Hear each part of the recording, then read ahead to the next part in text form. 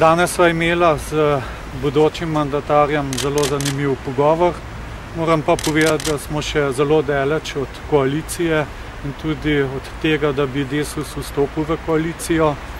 Moram reči, da pričakujem, da bo to še nekaj časa trajalo, da bo potrebno kar še nekaj pogovorov. Danes sva se dogovorila, da bomo prejeli sredi tedna osnutek nove koalicijske pogodbe. Pri tem moram zelo jasno povedati, da glede na veliko zaupanje, ki ga je dobilo zlasti stranka Desus strani volivk in volivcev, da bomo mi pač vztrajali pri tem, da je potrebno izboljšati najnižje pokojnine, da je potrebno ustaviti padanje pokojnin.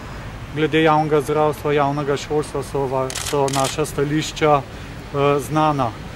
Tako da pričakujem, da ko bomo prejeli osnutek te koalicijske pogodbe, da bomo pregledali, dali pripombe in da se bodo potem pogovori o tem nadaljevali. Moram pa reči, da kot predsednik stranke Desus pa ne pristanem na to, da bi bil Desus v neenakopravnem položaju glede na ostale tri morebitne koalicijske stranke. To se pravi, nikakor ne bom pristal in tudi ne stranka na formulo 3+1. Mi pričakujemo, da bomo v tej koaliciji enakopraven partner. Lahko povem, da so se pogovarjala tudi glede kadrovskih zadev, zlasti gre za vprašanje mesta predsednika oziroma predsednice Državnega zbora. Glede na to, da spoštujemo načelo enakopravnosti v novi koaliciji, bi bilo prav, da sedaj, ko je stranka zares nekako se odločila, da ne bo kandidirala za to mesto svojega človeka, da se ponudi to mesto stranki Desus.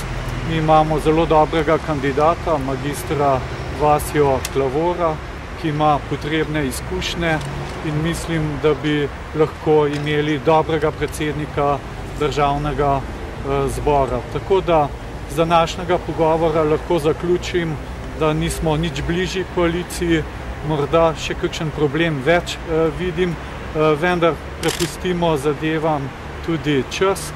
Mislim, da serija pogovorov bo lahko na koncu prinesla to, da bomo oblikovali eno koalicijo, ki bo lahko sposobna uresničevati vse tisto, kar smo pred volitvami obljubljali, zlasti pa to večje blagostanje za vse državljanke in pa državljane.